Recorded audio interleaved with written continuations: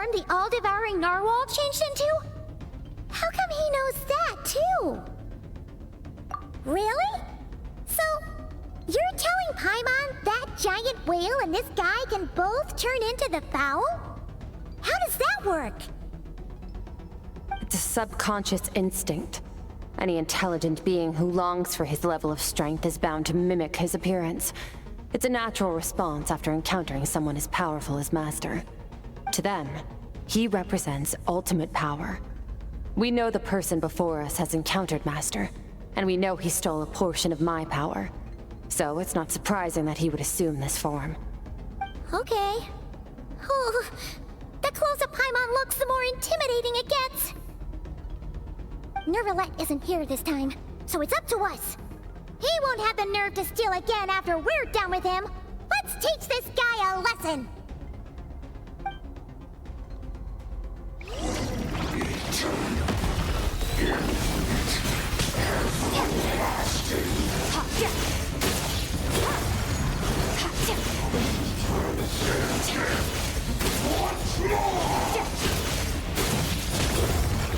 Mine to wield. Go! Bombs away! Extinguish! Haven't forgotten your training, I hope.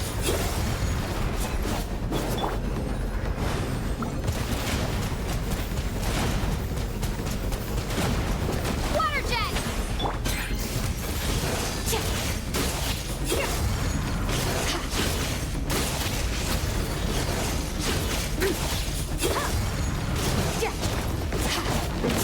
Star shall be his crown.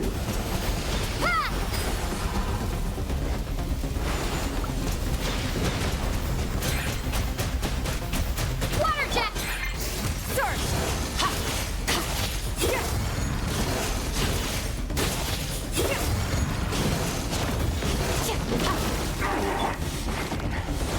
Future beyond this world.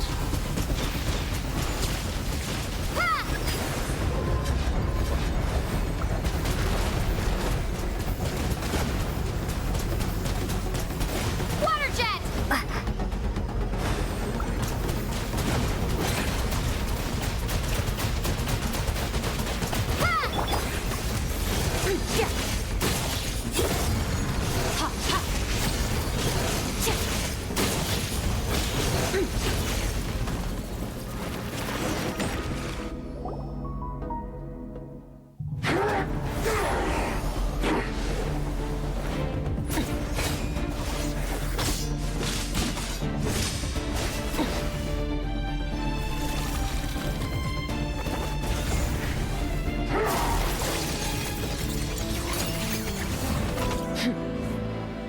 Haven't had enough of my power.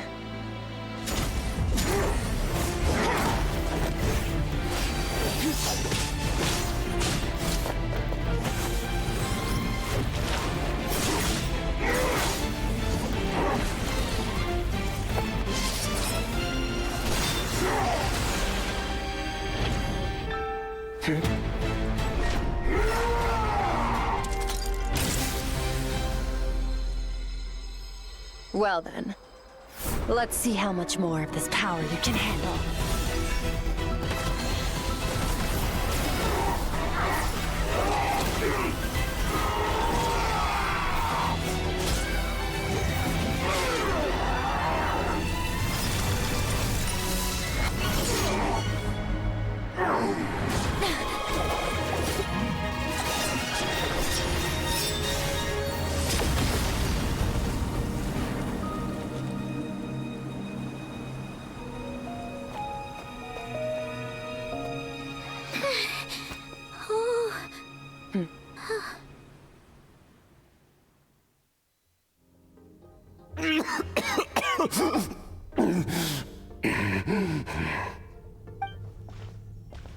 Well, have you come to your senses? You saw that my body was at its limit. So, you deliberately channeled your power into me, knowing that it would destroy my shell from within. Such power power, such keen battle instincts. So you must be... Skirk, Sertologi's disciple. How long has it been? How long has he been away from Tevat? Hundreds of years. Hundreds? Sorry, it's a lot to take in. I should introduce myself. I am Skofnunger, a friend of your master and one of his followers.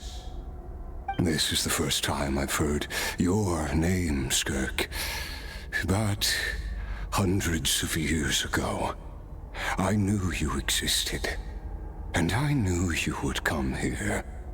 Hundreds of years ago? Sounds like you and Master have quite the history. Care to tell us about it? Of course. Might as well take advantage of a clear head while I can. The story starts a long, long time ago. I was born into a noble family in Conria. As the eldest son, I was set to inherit our title. But I contracted an incurable illness as a child, and everyone gave up on me.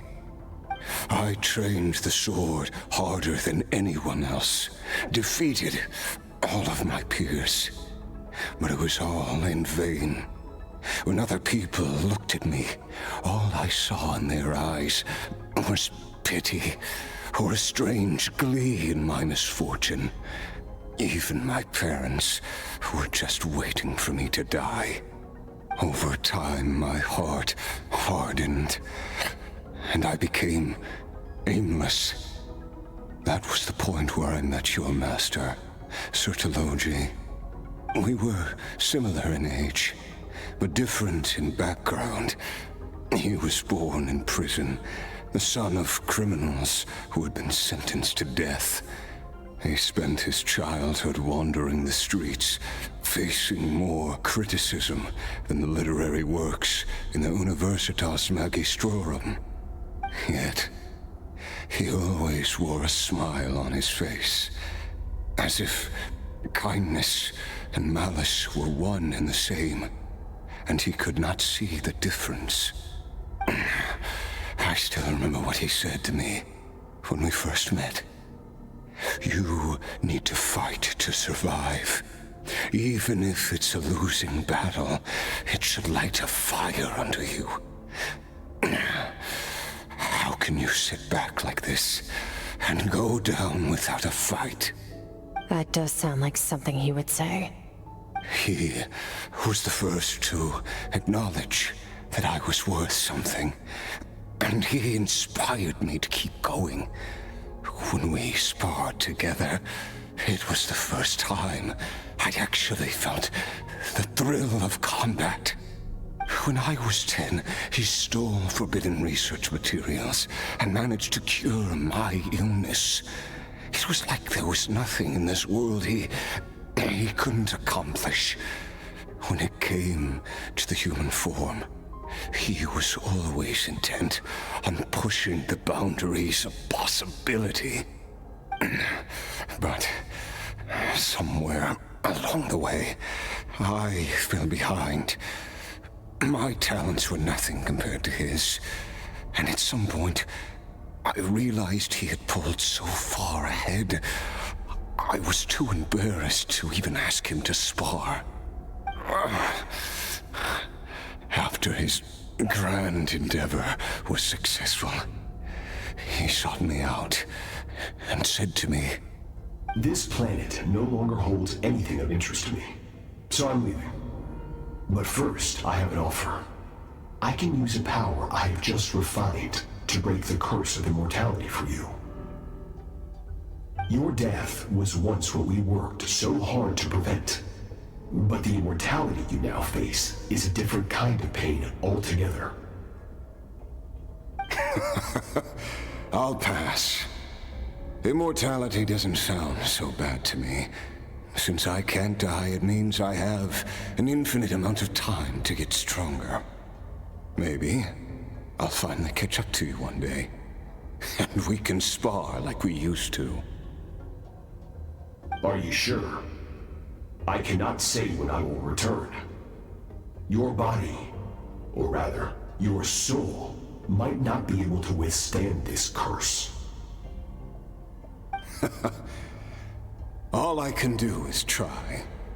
After all, a wise man once told me, people need to fight for their own survival. Wise indeed. Nevertheless, if you grow weary of the pain of immortality, and wish to experience a good sparring match before you wither away, seek out my disciple. Disciple? Never thought I'd hear that word coming from you. Nor I. But Vedifenir said I was destined to find a disciple out there in the universe, and bring her to Tibet. You know as well as I, Vedifenir's prophecies are never wrong. Well, now I'm curious about who this disciple of yours will be. All Vedifenir said was that one day, the stars shall bow in her honor. Sounds pretty impressive. Of course. Only the most outstanding people would have the right to become my disciple. Still self-assured as ever, I see. But you're not wrong. I'll be leaving then. Oh, and if you are serious about getting stronger, I left you a little gift in the primordial sea. As I've said before, walk whatever path you want. Freedom means even the wicked get to make their own choices. Waiting for me in the primordial sea was the all-devouring narwhal, already beaten into submission by Sertologi. In its weakened state, I was able to cut off part of its flesh and sew it into my own heart. Your heart? That sounds like torture! How did you even survive that? Because, of course, I bear the curse of immortality. So, you used the curse to turn yourself into a vessel for power. Even with that whale's ability, devouring power like that is not something the human body can withstand. With your body and soul constantly at the breaking point, it was the curse of immortality that sustained you. But that is not the path to strength. You have to pour your heart into it, work for it, dream of it. Instead, you stole something that didn't belong to you, and it backfired. You're right. I should have known better, but I had already pushed myself to my limits, and he was still miles ahead of me. So I had to take a leap of faith. I miss your master. I miss the days when we were all together, troublemakers without a home. I don't regret the choice I made. But if you'll allow it, I do want to apologize. To both of you.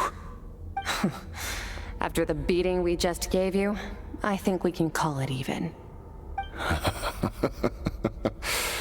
You're an interesting one as well.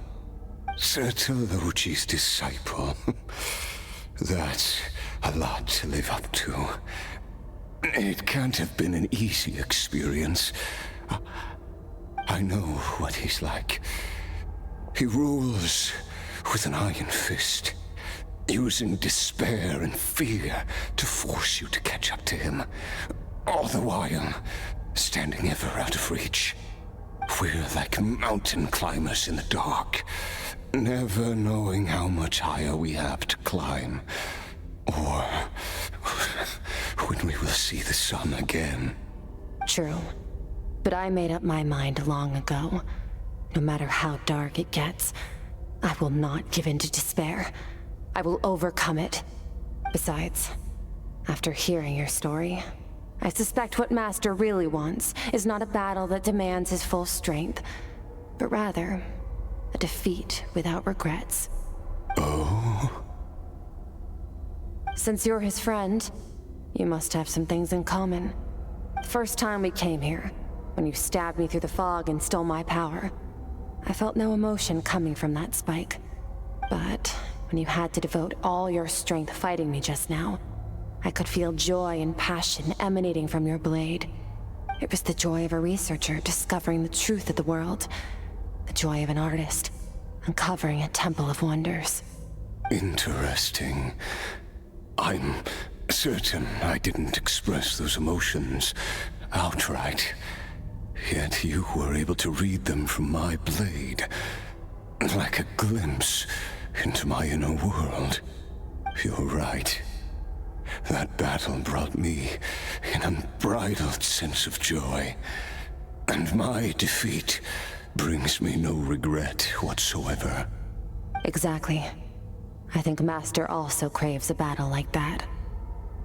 One where his opponent forces him to use all his strength, unlock the extent of his potential, and transcend his own limits. A battle to end all battles. After which, all can come to an end, including, perhaps, his life. For that very reason, good and evil are meaningless to him. He has one purpose, one goal: to complete himself. It's one of the secrets to his strength. Perhaps you're right. Perhaps that is his goal. What a battle that would be. Oh, to witness such a...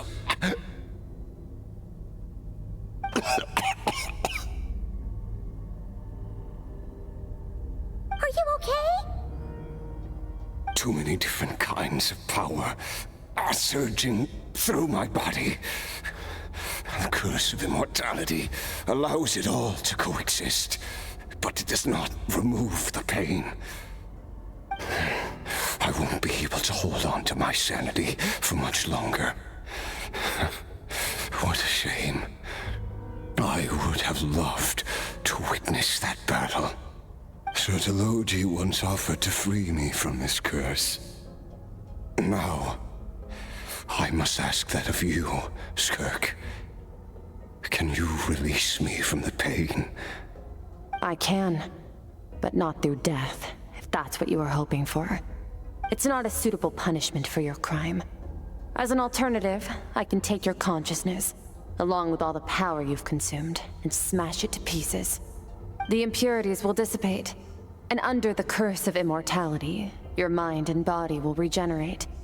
When that process is complete, you will be back to who you were before, no longer tortured by powers you can't control. But it will be a time-consuming and painful process. The decision is yours to make. I accept. And who knows? Perhaps I'll wake up in time to witness your great battle with Sertologi. I have faith that you'll be able to stand against him one day. Though I know it'll be a long and arduous road.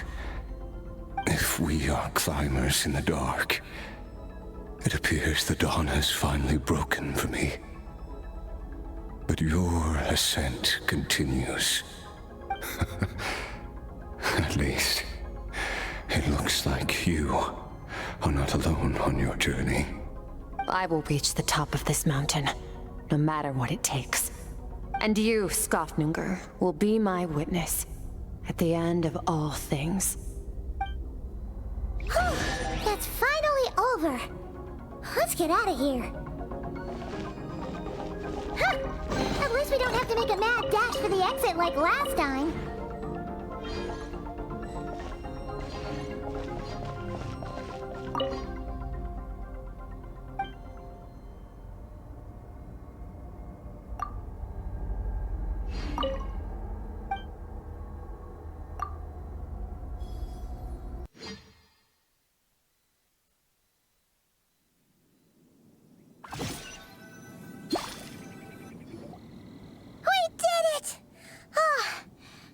Been a few days, but it feels like forever. Once again, we've proved there's nothing we can't overcome. We're just that awesome. Wow, you sound even more confident than usual. Guess you really have become stronger. Today sure went by fast. It's night already. Oh wait, that reminds Paimon. The stars you mentioned, the ones that died out, are they back now? Yes. The power Skofnunger stole has been returned. So, the stars have regained their light. Great! Huh, it's crazy that you even noticed their light was gone. There are so many stars in the sky. If a few disappeared, Paimon definitely wouldn't be able to tell. I suppose it's because I have gazed upon this sky for centuries. The false stars, hanging in the meticulously planned sky, glittering with rotten light. It's not real. And yet, it is for that very reason that I can look upon it and enjoy the momentary peace it brings.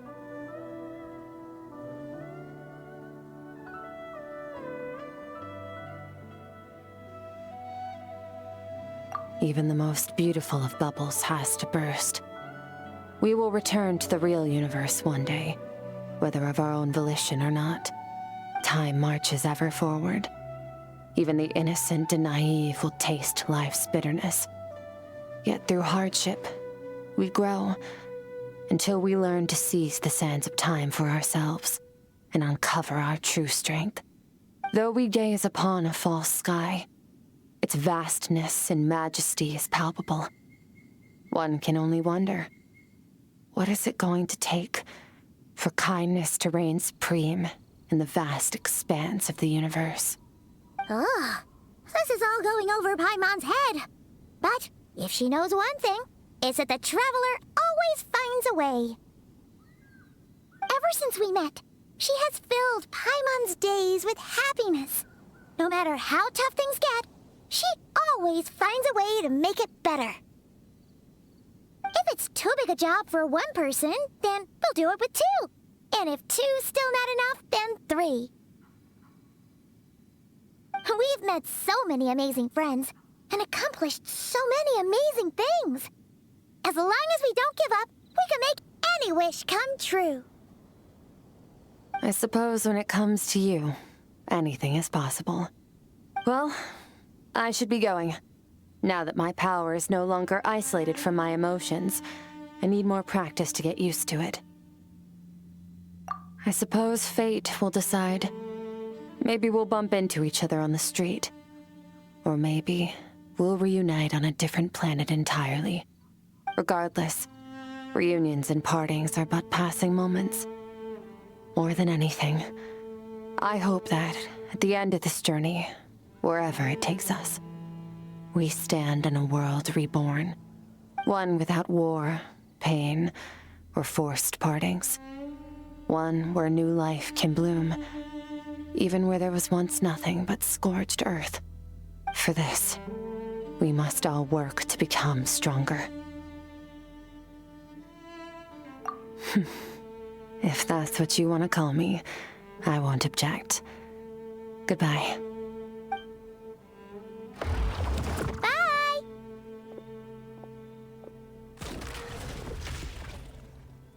Is it just Paimon, or is she being nicer than before?